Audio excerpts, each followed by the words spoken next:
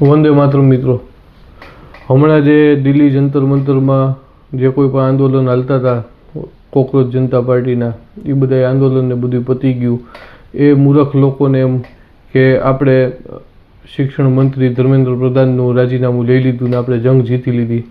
પણ અત્યારે જે નવા શિક્ષણ મંત્રી આવ્યા છે એ બ્રાહ્મણ જ છે. જે એ લોકો એને નારા લગાવતા હતા બ્રાહ્મણવાદ મુર્દાબાદ, RSS મુર્દાબાદ.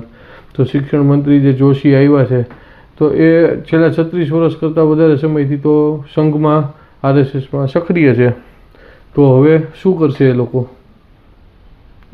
આ એક વિચારવાનો વિષય છે. કે તમે વિરોધ કરો પણ કાંઈક સમજી વિચારીને તો કરો.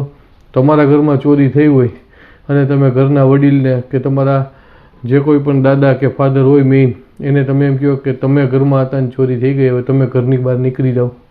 અરે ભાઈ, ચોરી ચોરે કરી, સામાન લઈને વયો ગયો, તેમાં તમારા વડીલ શું કરે?